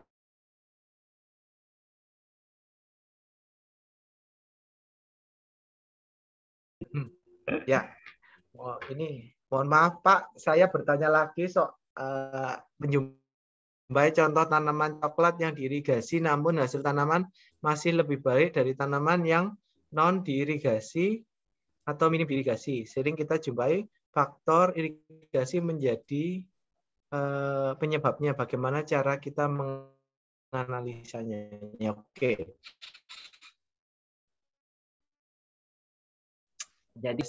Jadi hasilnya lebih jelek daripada yang tidak diirigasi.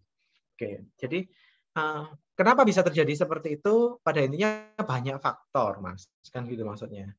Tetapi faktor yang pasti adalah jika Anda tidak melakukan, jika tanaman Anda tidak mendapatkan air yang cukup, dia pasti akan suffer. Kan gitu maksudnya.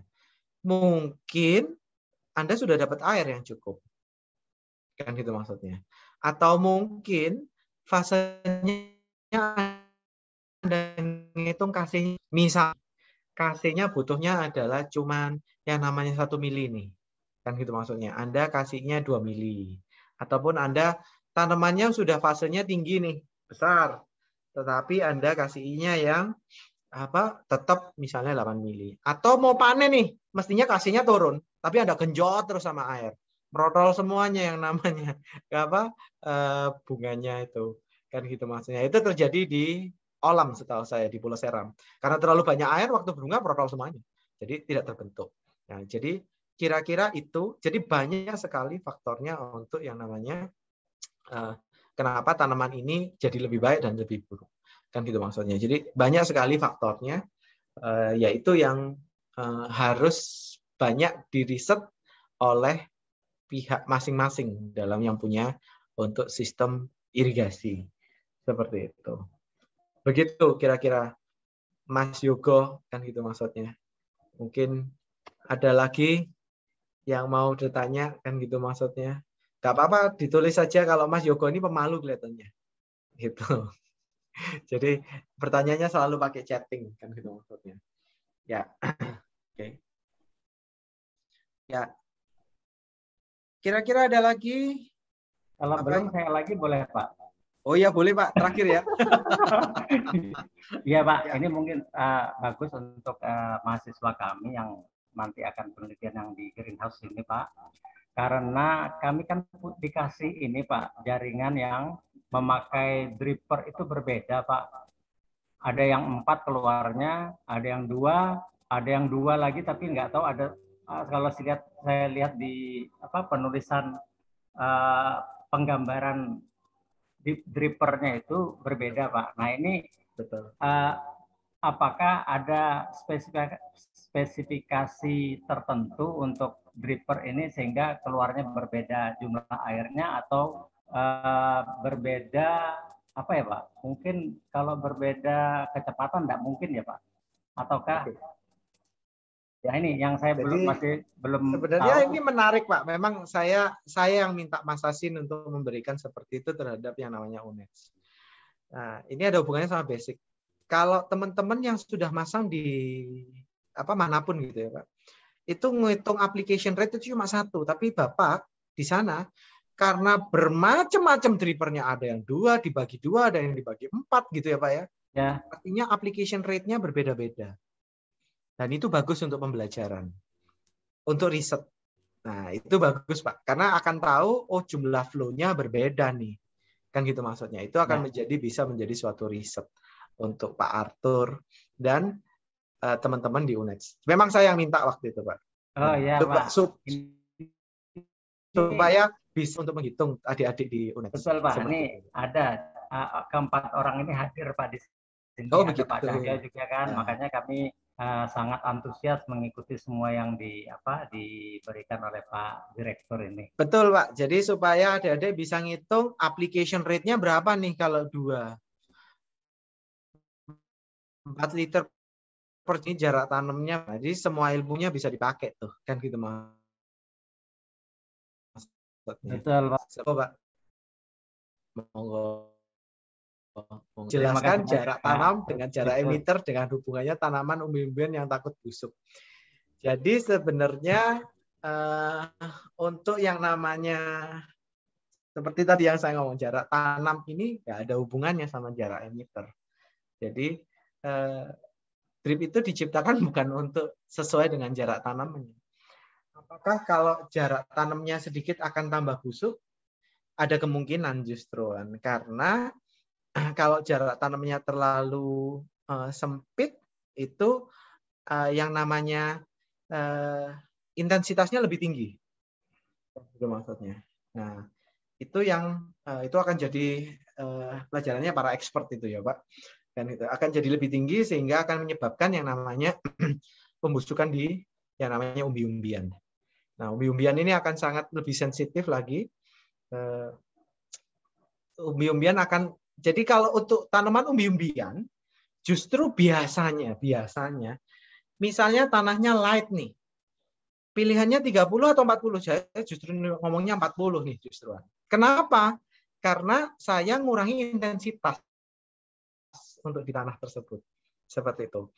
Nah, sebenarnya drip itu kalau pemakaiannya benar, spacing-nya itu operasionalnya di drip irrigation. Ketika melakukan operational drip irrigation dengan vertigation, itu paling nyaman, itu operasionalnya dalam satu shift, itu Pak, itu paling nyaman adalah 3 jam per application, minimal 3 jam. Dengan melakukan secara 3 jam, itu yang namanya Bapak melakukan irrigation before, kemudian irrigation after. Nah, itu nanti ada di level selanjutnya, Pak. Nanti Bapak Ibu akan ada di level selanjutnya ataupun lihat di videonya DSR itu ada kan gitu tentang vertigasi seperti itu akan ada. Jadi kalau jawaban saya seperti itu Pak. Sebenarnya kalau dihubung-hubungan nggak ada. Tapi kalau mau benar-benar dihubung-hubungan terhadap yang tanaman umbi-umbian, justru saya akan menghindari yang namanya drippernya semakin rapat seperti itu karena intensitasnya akan semakin tinggi. Kalau menurut saya seperti itu Pak. Begitu. Ya. Mungkin satu pertanyaan lagi. Terus monggo. Gimana Pak? Mengomentari pertanyaan Pak Tono juga Pak dan jawaban Pak Petrus. Kemungkinan kalau kita punya lebih dari 30 cm umbi ya Pak ya. Itu mungkin saya pilih malah yang 50 Pak. Ya, betul Pak. Karena ada kesempatan umbi itu nanti melewati 30, 40 ke 50 dia kering. Ya, itu memberi kesempatan untuk recovery, Pak. Tapi enggak tahu ini ya, saya belum pernah juga nyoba, baru terpikir saya sekarang ini kalau dia terlalu lama dalam keadaan basah, ada kemungkinan seperti yang disampaikan Pak Tono tadi. Tetapi kalau kita nanti memberikan itu lebih, Pak, saya kira kelebihan itu kan akan berkurang, Pak. Tapi kalau kita siram lagi, dia basah lagi, Pak. Betul. Kira-kira begitu ya, Pak ya? Betul, Pak. Jadi bahasanya nanti yang di operasional, Pak, ada namanya critical irrigation. Nah, gitu. Ada critical irrigation itu nanti di operasional akan saya ajarkan. Monggo Pak Tono, mungkin ada yang ditambahkan. Iya, terima kasih Pak Petrus. Iya, monggo Pak. Saya ingin ini karena kasus yang jujur kami sedang melakukan ikut serta di Humbang Hasudutan Project itu Pak Arthur, mungkin Budiah juga itu mengenai tanaman horti yang itu bawang putih, bawang merah sama kentang. Jadi karena banyak user itu ingin cepat basah gitu. Padahal jarak tanamannya itu kalau 20 ya maunya 20. Padahal kan harus memberi kesempatan ruang untuk pertumbuhan umbi itu bertumbuh lebih bagus gitu kan, nggak harus basah kuyup gitu. Jadi kita mungkin Pak Bu dari UNED bisa menjelaskan gitu. Jadi secara ilmiah, kalau kami kan secara bisnis takut ada friksi kepentingan bahwa sebetulnya tidak harus 20 cm sesuai jarak tanamnya, karena daerah 20 cm itu justru daerah pertumbuhan umbi yang nggak boleh terlalu basah gitu. Tapi cara menjelaskan secara ilmiahnya itu mungkin kami belum bisa gitu, Pak. Kalau bisa dibantu dari pihak UNED itu bisa menjelaskan gitu, karena toh ada soil water movement kan, ada pergerakan air di dalam tanah itu sendiri gitu, sehingga kok mereka patokannya justru jarak tanam ya di situ emiternya. Saya kira kalau terlalu jenuh di situ ya takutnya terjadi pembusukan gitu, Mas. Dan ini kan sedang gencar-gencarnya dilakukan di proyek food estate di Humbang Hasudutan itu. Mungkin itu yang bisa saya sampaikan, mungkin dari pihak perguruan tinggi bisa menjelaskan harusnya seperti apa. Jadi mungkin akan perlu tanggapannya Pak Arthur. Apalagi Pak Arthur ini dosen tanah, Pak. Beliau S3 di UK setahu saya.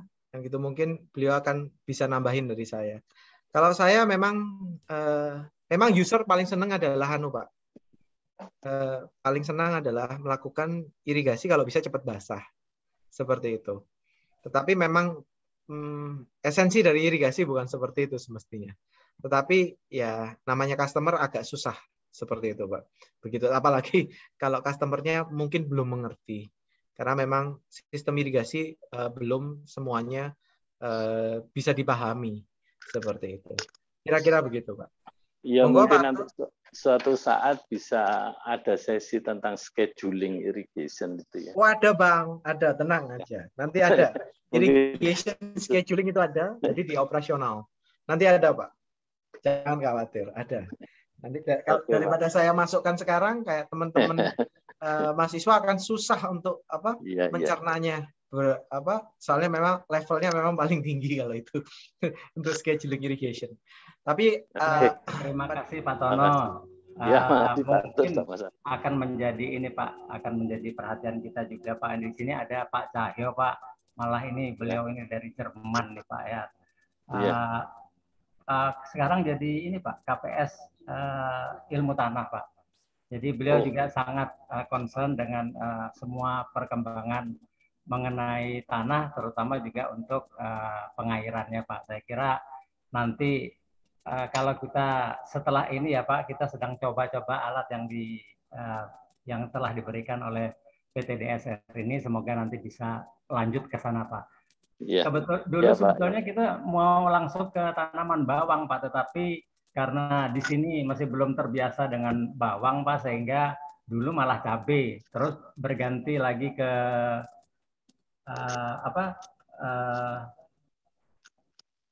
stevia ya, tapi tidak apa-apa. Nanti berikut ini kita akan coba Pak mendekati dosen-dosen dari agronomi ya Pak, terutama tentang budidaya cabai itu seperti apa, bawang itu atau umbi secara umum ya Pak ya, nanti semoga bisa terlaksana ini Pak. Terima kasih bantuannya Pak Tono. Iya, sama-sama Pak. Senang. Juga Pak Direktur ini, terima kasih. Ya Pak, terima kasih masukannya. Monggo, ini yang terakhir untuk mungkin saya berikan ke Bu Sri Ika ya nanti. Ini tapi ada pertanyaan dari Prayogo.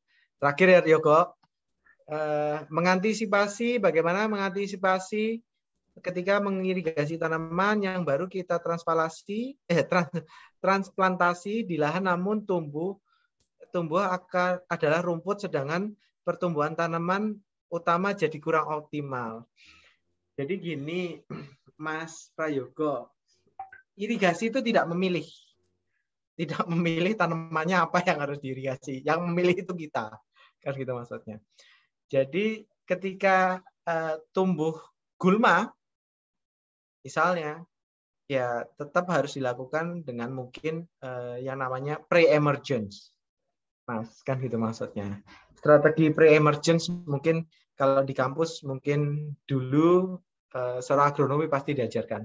Pre-emergence itu yang paling mudah untuk melakukan yang namanya pembatasan yang namanya jumlah gulma. Seperti itu. Kira-kira. Mungkin dari teman-teman BSI atau LTI, Bu Sri Ika, ada tambahan untuk kami, Bu? Seperti itu. Mungkin apa masih bosen gitu, Bu? Enggak, Pak. Saya jadi pendengar yang baik dulu. Oke. Bu Sri Ika ini gurunya juga sama-sama dari Israel, setahu saya. Iya. Ya, oke, Bu. Boleh. Jika nanti mungkin ada pertanyaan, monggo, Bu. Kan gitu maksudnya. Baik, ya. Baik, Pak. Terima kasih. Jadi untuk materi-materinya, semuanya akan kami upload ini di dalam YouTube. Nanti akan dikoordinir untuk kira-kira akan dimasukkan ke YouTube supaya bisa dilakukan repetisi ketika mempelajarinya. Seperti itu kira-kira, tetapi saya mungkin tidak masukkan question and answers seperti itu supaya lebih singkat untuk uploadingnya. Kira-kira begitu, Bapak Ibu, saya terima kasih. Kira-kira akan gimana, Pak? Boleh nanya, di sini ada dari Agrina itu ya, Pak? Dari Agrinas, Pak. Itu beliau ini, Bu Sri Ika ini dari Agrinas. Beliau adalah yang menjalankan untuk di lahannya Pak Prabowo, Pak. Oh begitu. Iya. Begitu. Pak Petrus, lewat Pak Petrus kan kemarin ikut itu, Pak, apa namanya, webinar, Pak, yang dilaksanakan itu.